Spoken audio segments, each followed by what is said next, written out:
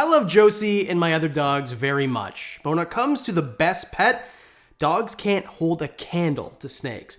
And I'm gonna tell you 5 reasons why. My name's Adam, this is Josie, you're watching Wickens Wicked Reptiles, stick around.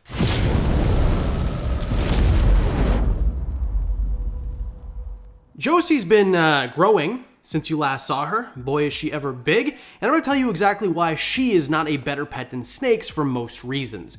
Now, of course, at the beginning of the video, you know I don't like to clickbait you. If my house was on fire and I had to save 3 animals, it'd be the dogs, not the reptiles, okay?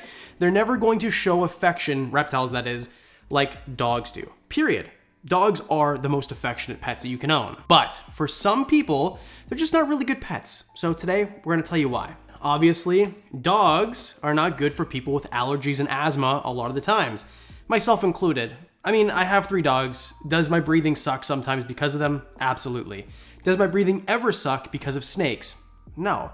Snakes don't have the same issues with putting off dander or you being allergic to their saliva or what, well, rear fang venomous snakes are different. Some people are allergic to, say, a garter snake or a hognose snake bite, their saliva, which is a really primitive form of venom.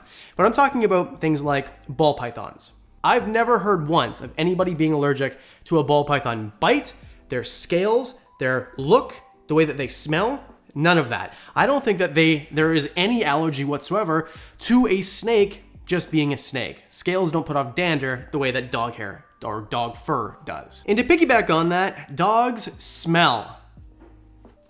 Josie's paws were literally covered in poop today, and that's just simply because she was outside where there is poop, because she puts it out there, because she's a good girl. Now, of course, snakes can smell if they poop and they rub in the poop or whatever else, but I'm talking about just the general smell. If your snake takes a bath and then gets out of the bath, or say your snake gets rained on, whatever, it's not gonna smell. If Josie goes outside in the rain and she comes inside, well, guess what? My house smells like wet dogs. Dogs can smell. Of course, there's the one-off chance that your dog gets sprayed by a skunk. I'm not thinking that's gonna happen to you, hopefully, but I promise you your reptiles are not getting sprayed by skunks. Well, unless you keep them outside, that's a different thing, but most of you don't, and Josie, you are so much bigger than last time. Tell me what you want for Christmas. Should we do a Christmas episode about things to buy people for Christmas? For reptile lovers? Let me know in the comments. Either way, Josie sometimes is a stinky Stanley, and the reptiles never are. The poop is gonna smell with reptiles, and maybe the musk if they musk you, but that's so rare.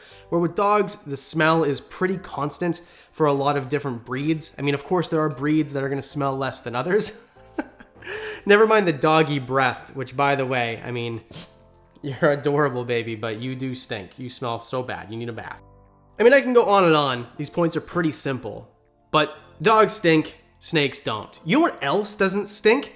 My new subscription to Scentbird. Thanks, Scentbird, for sponsoring today's episode. I absolutely love getting a new scent every single month from Scentbird. The packaging is beautiful and really easy to use. It makes it easy also to travel with. So if you see me traveling and I smell good, it's because of Scentbird. It fits perfectly in my suitcase. This is a fragrance subscription that lets you choose a new designer fragrance every single month for just $17. I like this because some designer fragrances, to buy a full bottle, is gonna cost you $200, $300, $400. So with Scentbird, you get to try them before you buy them. And Scentbird's subscription plans are affordable and flexible. You can skip months and you can cancel your subscription at any time. Scentbird is truly a hassle-free experience. They have over 600 perfumes and colognes and a lot of unisex options too.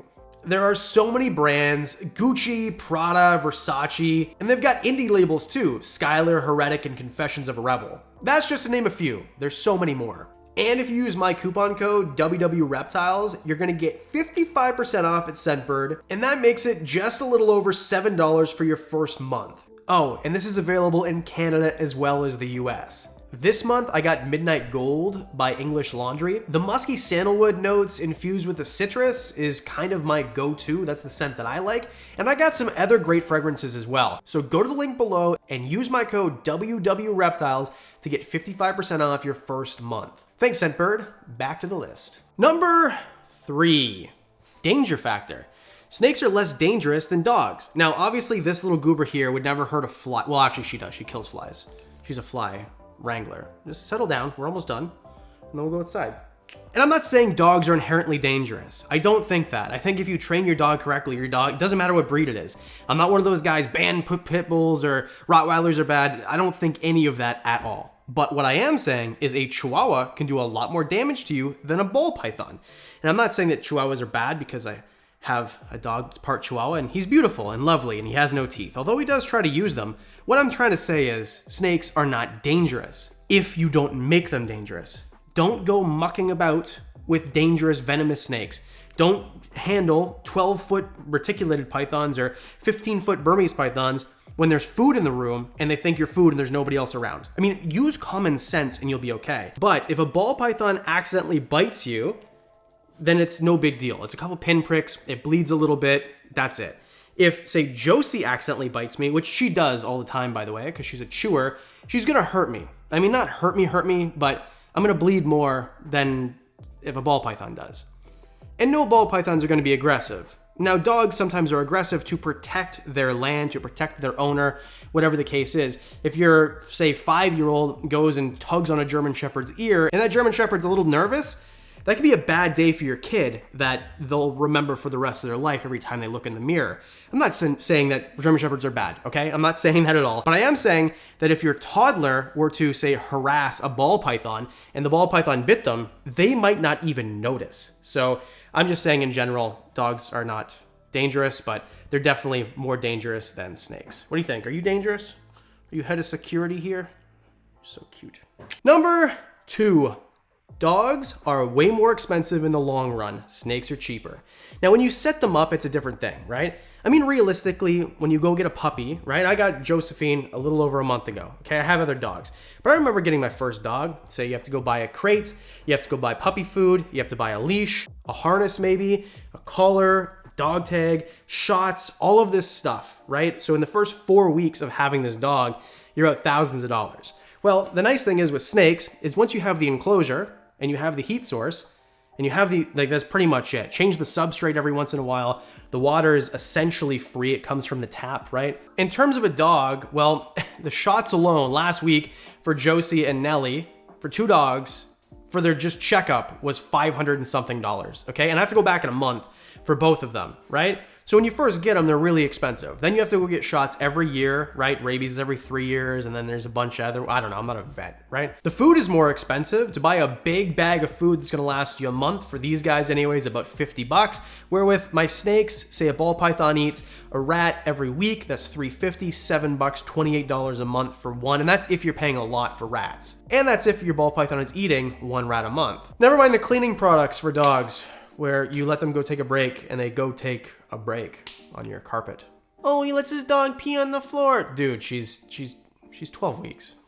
13 weeks. We're working on it. No matter how you slice it, snakes are cheaper than dogs. All the way around. Food, there's no medical care for snakes, by the way. You take your snake to the vet when they need to go to the vet. There's no checkups. They don't need shots every year. Let's not be silly about this. And not only that, let's move on to number 1. Let's piggyback. Number 1, we're talking about time spent. Way less time spent with a snake than a dog. Necessary time.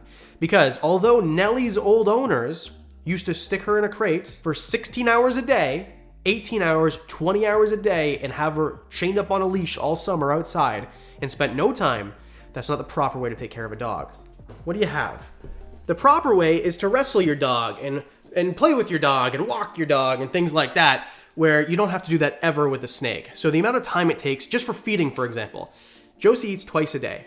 Nellie eats twice a day. Flutie eats twice a day. Perhaps when your dog gets older, like Flutie is, you have to sit on the carpet and watch him eat, otherwise he won't eat. That's a real thing that happens to me every single day.